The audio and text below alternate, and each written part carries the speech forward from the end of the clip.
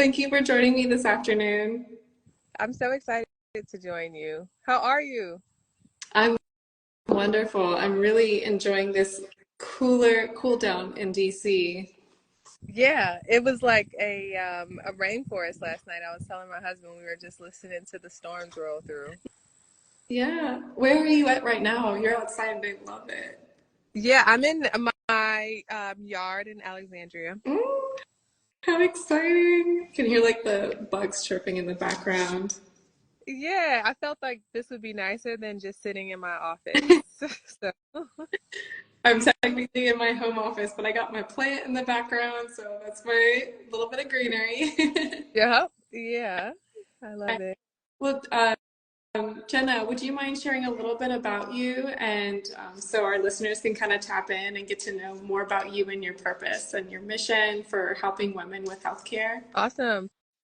Yeah, so I'm Nurse Jenna Ray or Jenna Perkins. I am a women's health and gender related nurse practitioner, and I'm making it my business to revolutionize the way that we deliver healthcare to women here in America.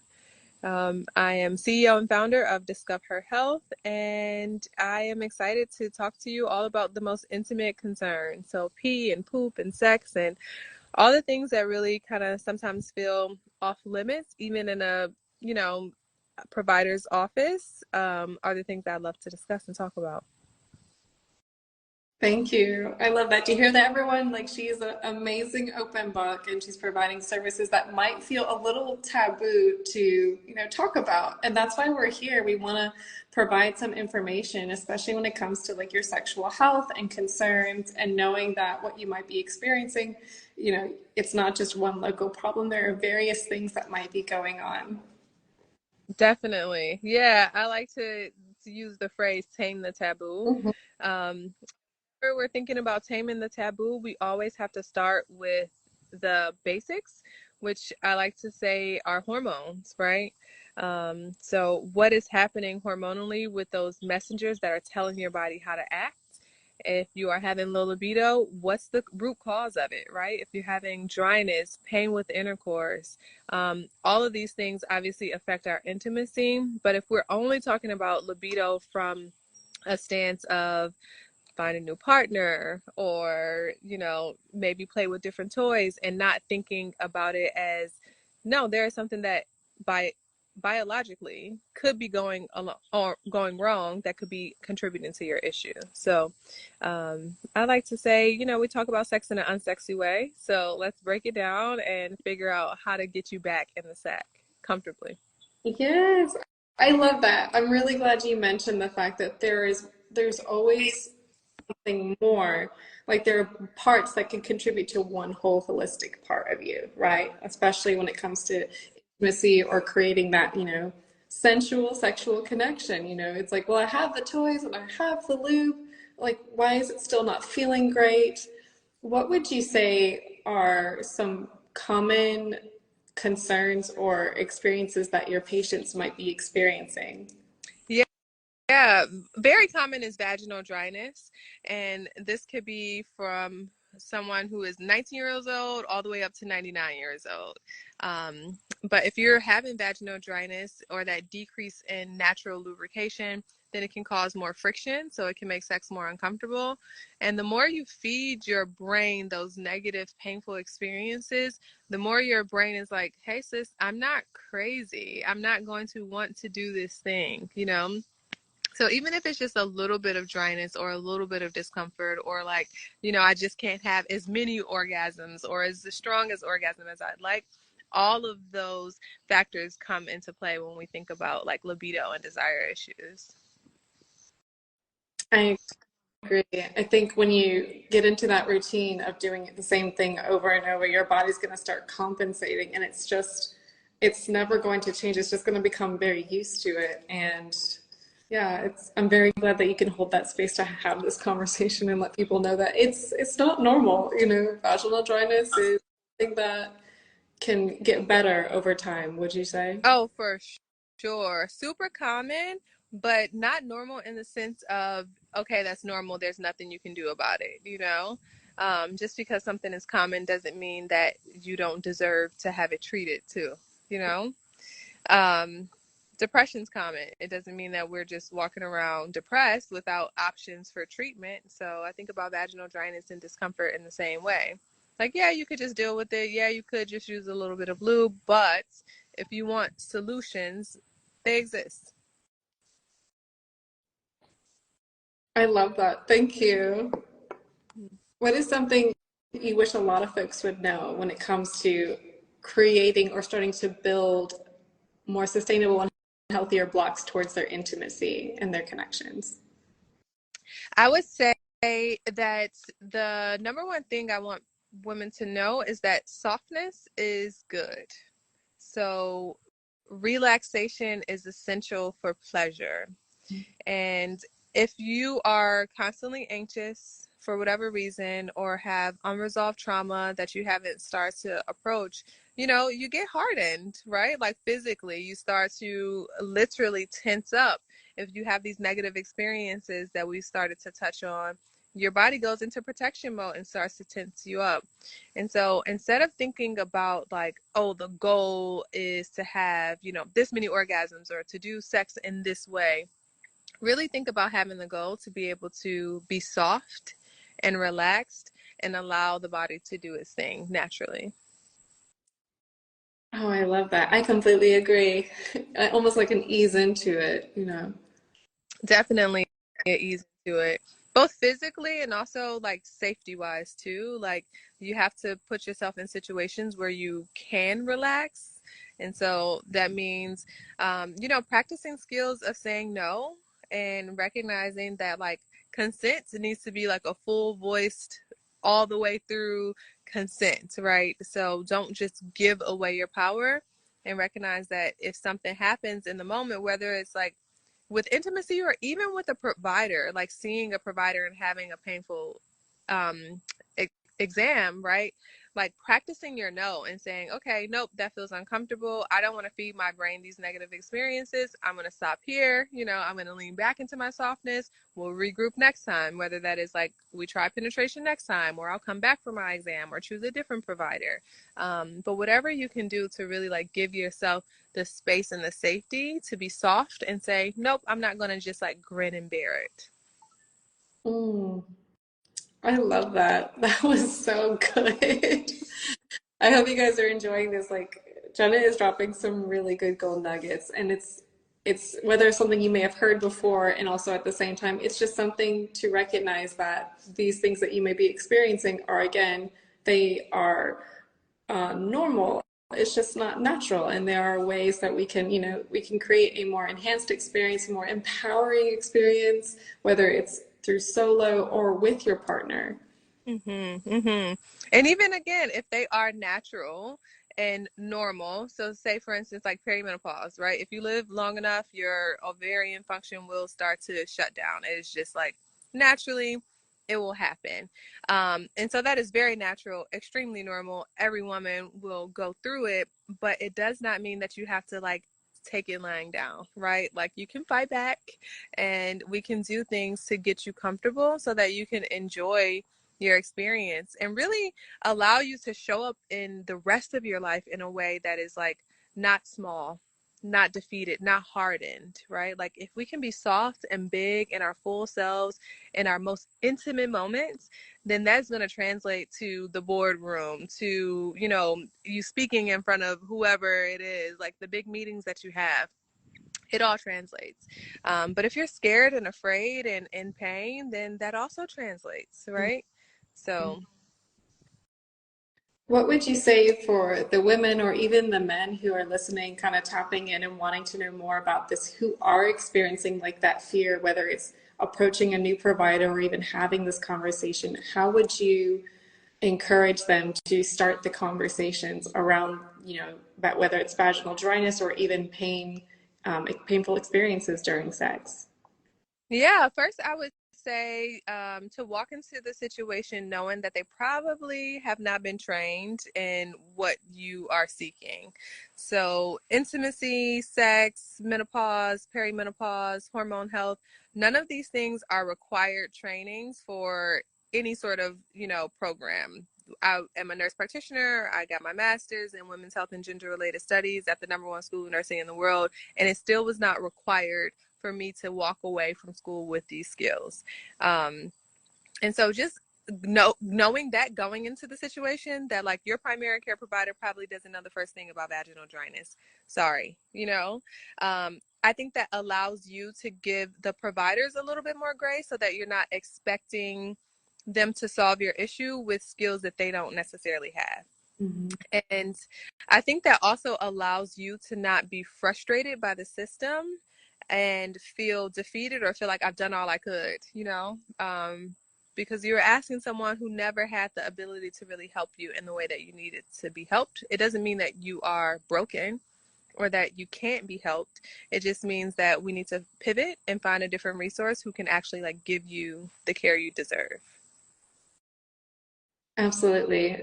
Well said. And if we can normalize this conversation and exactly what you said, and whether it's through education or your group of friends, like let's talk about like let's normalize that these symptoms are not something that's going to go away. Let's start building and creating these healthier habits. Yeah. And I think that when we do talk about things, like when we tell our OBGYNs, hey, I'm having a little bit of dryness, and then they're like, okay, well, you're 30 something, you're 40 something, this is just like naturally what happens, then Mm. we feel like, okay, well, yeah, she said it's natural, but it still doesn't feel good to me. So like that confidence that I had going in and approaching her has now like come down a notch, right? So every time you bring it up and you're met with resistance, you become a little bit less confident.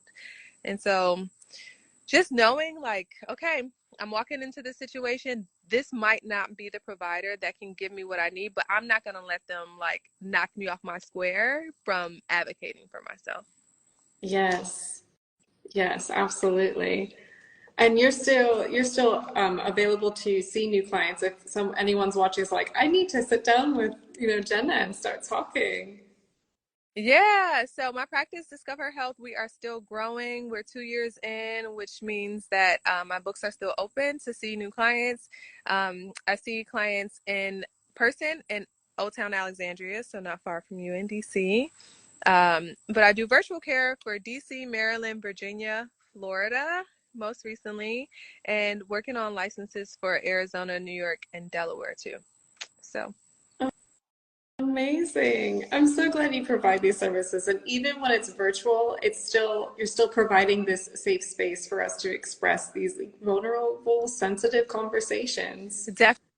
Definitely. Sometimes I feel like women can open up a little bit more virtually because like you're in your safe space, unless of course you have like your kids and your husband or your partner in the background, like maybe not, but if you can be in your own space, it does a number to not just give away your power instantly. You know, when you walk into your provider's office, they have curated what they want you to experience. They put the pictures on the walls, they have chosen the paint color, all of those things. But when you are in your own space, I feel like it really does allow you to just retain a little bit of that power that can so easily be ripped away in these sorts of relationships. I love that. That's actually that's a really good point. Like, how is the setup for me? Like when I'm walking into the door about to have this session, this appointment. Yeah, I agree. Is there any other information you may find would be helpful for our audience to listen when it comes to empowering their intimacy or having these conversations, whether it's through their providers or partners? Yeah, so a first step, like we talked about, is finding a true expert, someone who really knows what they're talking about, who will not gaslight you, who will not belittle your experiences, and then keep advocating. Like, even if you find someone who may be an expert and you don't get the answers that you're looking for, maybe they just weren't the expert for you. So keep trying, don't give up. Um, it does not get better with time. So just waiting will not make it go away. So things like vaginal dryness, pelvic pain, they tend to actually get worse with time. And so the longer you wait, it's not like you're just going to wake up one day magically and be healed, right? Like the sooner you get started on the healing trajectory, then the quicker you can come out on the other side. Mm, Yes. Yes to all those things. Absolutely. And then can you share us a little bit about your podcast? Because we have our podcast episodes coming up too, which is going to be so exciting. Yeah, I'm excited. So the podcast is called Tame the Taboo. And the purpose of it is really to have like these sorts of conversations that I find myself having all the time, like these really intriguing, I think motivating conversations. To be able to have that on record and have other people be able to come back and listen in on it.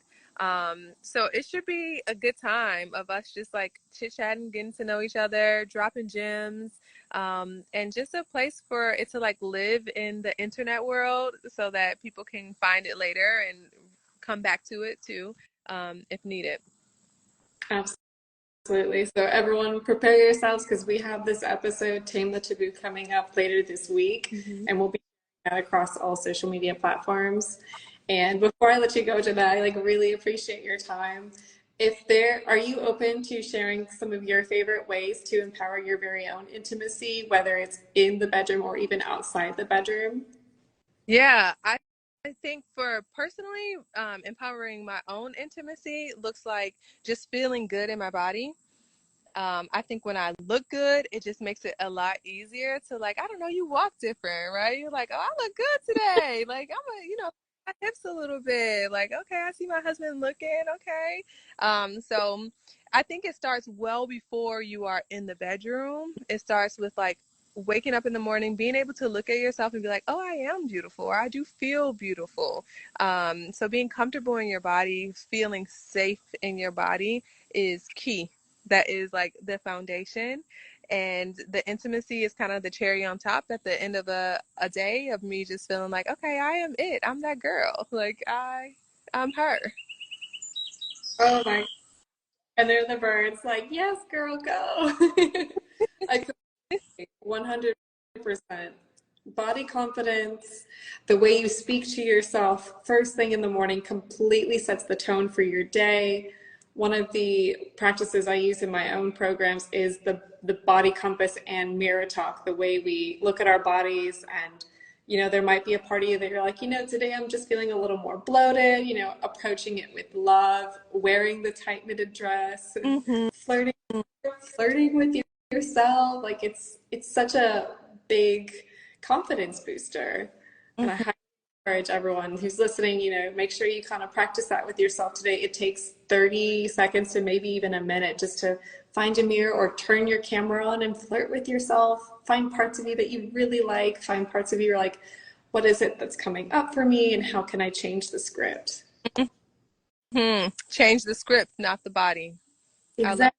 Yes, everybody has a beautiful body, and like one of the greatest things about being, as humans is we're all made like very uniquely, and there's something beautiful to celebrate about that. So, Definitely. Definitely. I love that. One of the things that I teach my clients is that when it comes to like having good intimacy, besides like needing safety, you have to also have a basic understanding of your body and function, right? And so one of my favorite things to do is to use a mirror, or we actually use like a camera. And I show women like, hey, this is what your labia looks like. This is what your clitoris looks like or does not look like, so that you have a deeper understanding of like, okay, I look red and raw. I'm not crazy. It's not crazy that I feel that way, right? Or like, my skin looks a little bit like different, or whatever it is. When you can like open up the door on the boogeyman, it becomes a little bit less scary and you can really start to like make strides towards healing. oh, I love that. That's so unique. And I think it is very important to recognize that when it comes to playing that comparison game, to pull back and say, okay, actually it's a beautiful thing that I don't look like what I see in the movies. I don't look like what I, see in these magazines. And what you already have is perfect enough. It's like you're already perfect in your own unique way. And it's fantastic. I'm so Mm-hmm. like that's with the camera. I've never heard of that before. Oh, we'll have to get you in. It's an experience. It's Yeah, let's take an a look. experience. Yay. Some people are not ready for it, and I'm like, you don't have to look. Obviously, like, consent is consent the entire way, so like you 100% don't have to look, and we also don't have to do it, you know. But I think if you are ready and you feel safe with me as a provider, with the, you know, the environment that you are in, and we do that, it really can like add fuel to the fire. So everything else that you've already been doing, if you've been doing pelvic floor physical therapy and using your creams and doing all of the ointments and doing all the exercises, but you're still kind of reaching a plateau, I find that it's super helpful to be able to look and say, okay, this is what I'm working with, and like I can build from here. Yes, absolutely. Well, we're getting to the very end of our live today. So everyone who's been watching, thank you so much for coming, and huge, Seriously, huge, lots, guys. lots of love to Jenna for joining us today. What is the best way that people can reach out and contact you if they have more questions or they're like, I do need to make this appointment? Yeah. So thank you again, Victoria. This is amazing. You can follow me here on Instagram. I am trying to show up more here on social media. You can tune into the podcast. We'll be recording our episode soon. So definitely follow us there so that you can hear our joint episode. And yeah, that's pretty much it. If you wanted to make an appointment, you can visit our website, discoverhealth.com, and you can book one of those in person or virtual hour-long conversations. And I look forward to seeing you. Thank you, Jenna. And everyone else who's listening, please give her a follow on social media, especially the Instagram, because Jenna will share these wonderful memes and these videos, and I just absolutely love it because it's good to laugh about the things, that make us uncomfortable. So definitely give Jenna a follow. And again, her door in her office in Alexandria is available. Schedule yourself an appointment, check out the camera practice or maybe some of the tips we shared today, and drop Mhm. in if you have any questions or just let us know how things are going. And yeah, this was exciting. I can't wait to record your Tame the Taboo podcast later this week. It's going to be good. I do have one final shout out. I'm going to the spa. I'm going to be doing a workshop on hormones, perimenopause and hormones 101 at Balian Springs on August 24th. It should be a really good time. Everybody deserves a spa day. You know, it's been too long. So why not go to the spa and then spend an hour with me, learning from me, and then go back to the spa after. So it should be a good I time. love that. What was the name of the spa? Balian Springs, Balian, Balian. But you can find more information on our social media and our website too about it. Oh, everyone listening, let's schedule that spa day later in August. Yes. Amazing. Well, thank you again, Jenna. I appreciate your time, and thank you everyone for tapping into this amazing information. Maybe this was a random conversation you heard today, and hopefully you walked away with some empowering nuggets from Jenna and Yeah. myself. And we look forward to more with you guys down the line. Thank you. You're welcome. Bye, everyone.